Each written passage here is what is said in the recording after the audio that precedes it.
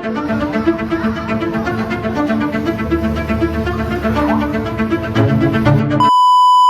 gitu, tapi tentang gimana sih biar makanan itu caranya anak itu bisa suka. benar. Karena banyak di video-video yang aku scroll di TikTok ya, itu banyak anak-anak yang membuang MBG tersebut gitu loh. Iya. Bahkan ada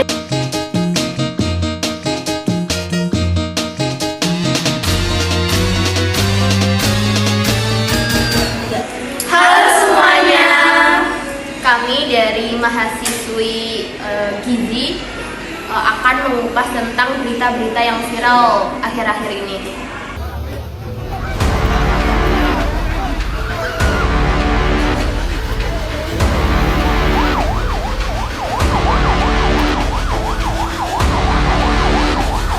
Neng, tarik nafas pelan-pelan, Neng. Neng, tarik nafas pelan-pelan. Tarik nafas. Nah, tadi kan setelah kalian lihat yang kalian menanggapi tentang makanan bergizi gratis yang dikritik nih. Nah, terus tuh banyak dan mulai bermunculan tentang berita-berita tentang MBG yang beracun, MBG yang basi. Nah, menurut kalian itu tuh kesalahan dari si ahli gizi atau ada kesalahan teknis yang mungkin tidak direncanakan? Menurut kalian kayak gimana? Ya mungkin gak sepenuhnya salah ahli gizi sih, itu kan bisa jadi dari kebersihan juga kan, dari cara bersihin mungkin bahannya gitu, atau enggak penyimpanan dari dagingnya gitu ya, yang harusnya di chiller gitu biar nggak terkontaminasi itu campur sama sayur gitu. Jadi nggak sepenuhnya salah ahli gizi sih. Tapi menurutku ya, maaf ya potong ya, tapi menurutku kalau misalnya kayak tentang daging-dagingan itu ya ahli gizi yang tanggung jawab, karena itu kan kefreshan daging itu merupakan tanggung jawab ahli gizi gitu, bahan-bahan yang dipersiapkan. Berarti tergantung penyimpanannya aja sih. Iya. Ahli gizinya nyimpannya di mana itu bener. Tergantung penyimpanan, tergantung pemilihannya, terus dari produsen ke konsumennya juga itu. Berarti Kan kita nggak tahu di jalan kayak apa kondisinya dan kan. awalnya ayamnya udah aku masih fresh apa enggak, terus Gini ke MBG-nya gitu. berarti masalah penyimpanan terus kebersihan juga Dan pemilihannya. ya, sama ketelitian yang kalau basi ya yang bilang Jadi intinya nggak seperti salahnya. Kalau menurut aku ya itu kesalahan bersama sih. Iya. Ahli gizinya juga salah, yang lainnya juga salah. Seperti dalam penyucian tempat makannya, itu juga bisa dipastikan, apakah kita bisa memastikan hal tersebut sudah pasti bersih, iya kan? Dan yang kedua pemilihan bahan, karena itu juga pengaruh banget. Walaupun bahannya udah agak busuk, dimasak nggak bisa jadi fresh kan? Dan yang ketiga itu kita sebagai ahli gizi itu harus berkompeten juga gitu.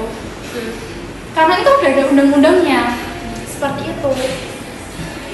Tapi yang terjadi dari Lokna sampai dengan Papua yang dibagi adalah burger, di mana tepung terigu tidak pernah tumbuh di bumi Indonesia. Gak ada anak muda yang tahu bahwa gandum tidak tumbuh di bumi Indonesia. Dibagi sepaket ini, dibagi bakmi gacoan. Oh my god.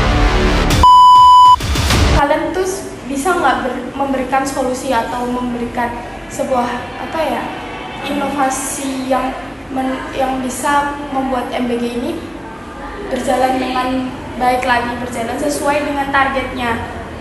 Menurut kalian kayak gimana? Kalau menurut aku ya, kita tuh harus menyeleksi ahli-ahli gizi tersebut gitu. Harus memastikan yang masuk ke dalam SPPG itu ahli gizi yang berkompeten, bukan maaf ya pelatihan 3 bulan seperti itu. Karena kita sekolah udah lama banget gitu, seperti itu. Kita aja sebagai mahasiswi yang baru 3 bulan ya mungkin ya, kita belum bisa belajar semuanya tuh, maksudnya kayak materinya masuk ke otak tuh belum yang kayak matang-matang banget gitu, apalagi yang mungkin pelatihan yang cuma sebentar gitu. Kita ini nggak sekedar ngejar ijazah atau gelar loh, tetapi juga kompetensi untuk terjun di dunia kerja gitu.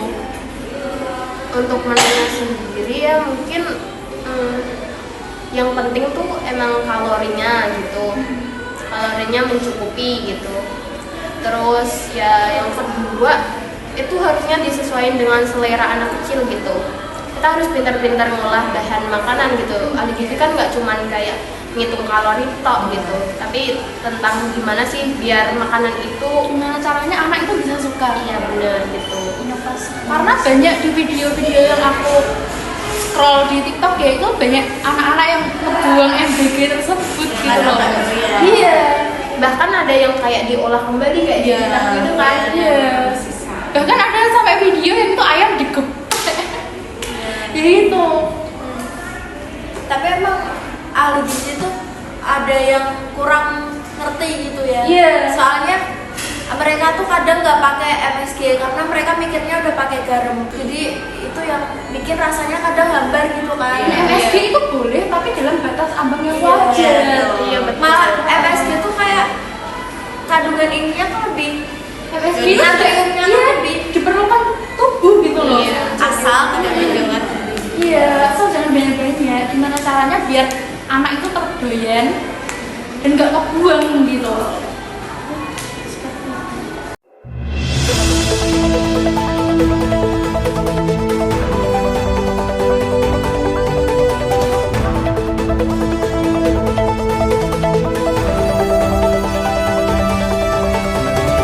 Oke, terima kasih teman-teman yang udah nonton. Mungkin sekian dari kami. Kalau misalnya ada yang salah dan mungkin apa yang kita sampaikan itu kurang gitu karena kita masih belajar gitu ya. Terima kasih.